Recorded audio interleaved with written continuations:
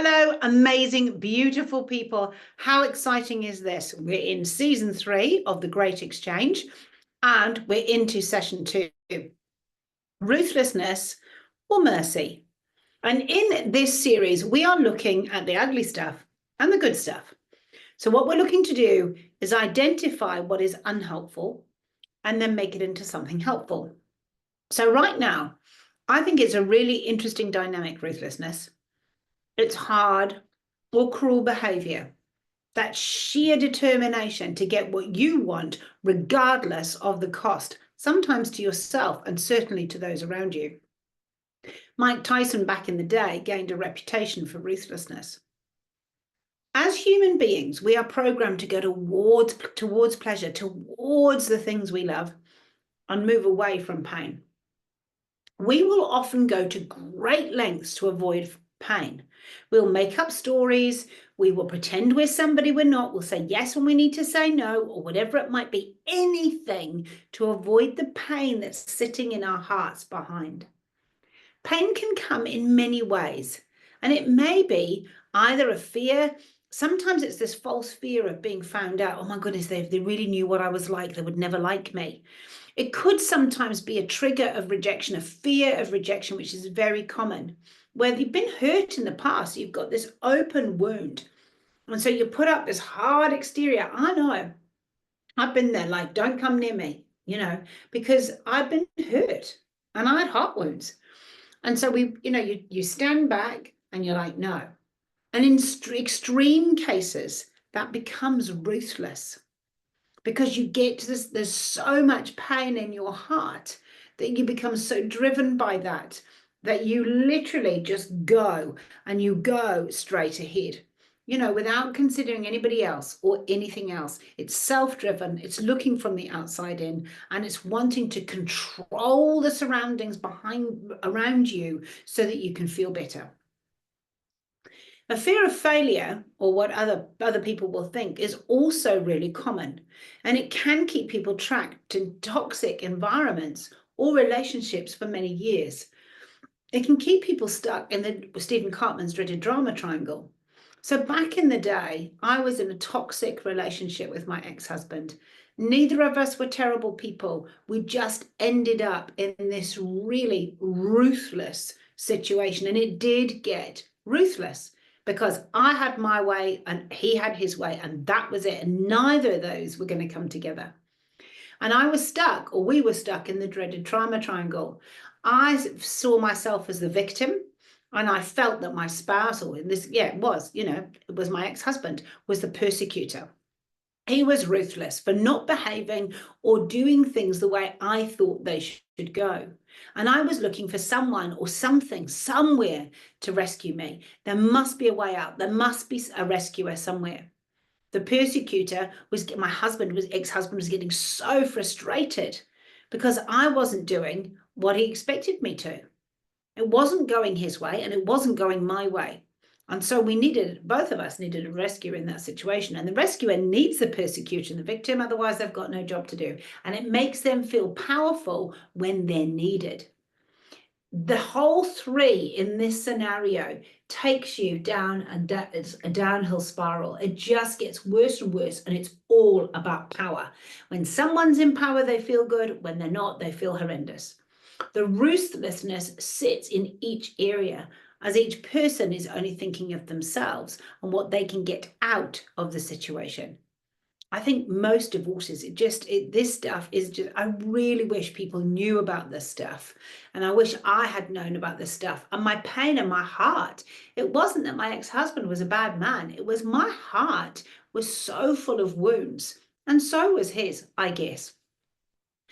But what happens in these situations, you're looking externally to hide your internal problem. You look for anything you can grab hold of to make you feel better. And often it's getting that driven and it's just focused. It creates a lose-lose-lose scenario. And each person ends up having more pain, more fear, and going downhill.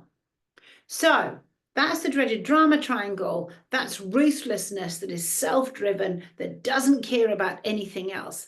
Let's flip it and go, okay, so if we go from here into the other end of the spectrum, where does it lead us? And it leads us to consider mercy.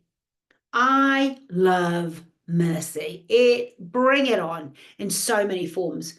Mercy is the compassionate treatment of those in need, especially when it's in your power that you could punish or harm. So it's often mercy comes from a space of authority. The word mercy comes from a Latin word merced or mercies, which means price paid. Interesting, but it's all done. The price is paid. There's nothing more. Mercy invokes feelings of forgiveness and kindness. Mercy is self-centered. It's grounded and rooted in love, looking from the inside out, not the outside in, not for the rescuer to come in and help, but for you to be grounded and rooted in love and add value to those around you. You're there to put wind in somebody's sails. Mercy is a true friend. It's a fruit of somebody's kindness, their depth of character, and their warmth. Mercy takes courage and bravery. It's actually a coward that is ruthless. And that's really key. It's actually cowardice that makes people, it's that fear that makes people ruthless. Whereas mercy comes from a real depth. It comes from scars, not open wounds, and has true power, the power to raise up when everything else is pushing down. And as Joel Osteen recently said in an email I received from him, a true friend walks in when everyone else walks out. A true friend doesn't rub it in when you make a mistake. They help rub it out. I distinctly remember those that came around me when my marriage fell over, and they came and did a working bee. They cleaned my house. They helped me pack. I'd made some mistakes here. I didn't need condemnation. I didn't need judgment, and I didn't need ruthlessness. I needed compassion and mercy, and I got it in bucket loads. It didn't mean that they overlooked my wrongs. It didn't mean that they agreed with my behavior, or that as if things had never happened.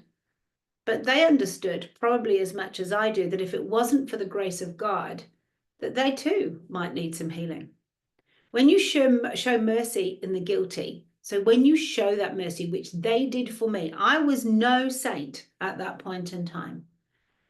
When you are encouraged and you encourage the discouraged, when you lift people up as everyone else is pushing them down, your actions touch their hearts and the heart of God in a very special way.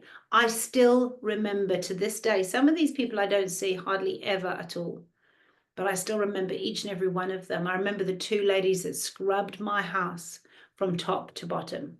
Oh, see, I can feel it now. They had mercy. Whew. Being sensitive to the needs of others, lifting up rather than breaking down, makes your world and theirs a better place. It's a win-win-win all round. Mercy comes from the heart and connects to the heart. It's deep to deep, heart to heart, and spirit to spirit. It's real, it's tangible, and it produces ripples of love and encouragement and inspiration that go far beyond the moment. I have been involved in running and being part of many working bees. Following that mercy that was given to me, I know that when I'm going to do that for somebody else, I know what it feels like. I know the value. So I encourage you today to consider where your heart is. Are you coming from pain or hurt and then giving out that in your words or your actions? And if you are, please read the book, because there's lots of coachings in there, The Great Exchange. Come on the course. We're literally running that in the future. We're running that in February, the Great Exchange course, but we flip all this upside down stuff the right way up. Or give me a ring. If you just want to unpack something one-on-one, we can do that too. Or are you looking out for others and considering what you could do to make the world a better place? You know, we've all got a choice. I can't change the world. It's not my job. It's the big guys upstairs. But my job is to make sure that my world, the world that I'm in, the people that I touch, are lifted up, empowered, and being the best they can be. It was super cool to see an amazing client this week. She coached with me in 2022. She's been part of the Leaders in Life, launch her first product for her business. They are amazing. And we got them into her first shop this week. So it's not about me. It's about you. It's about you being the best. It's about you having the best life possible.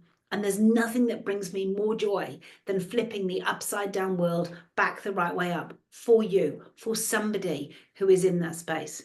So don't be ruthless. Find your mercy. Have an incredible week. I love you. God bless you. Take care.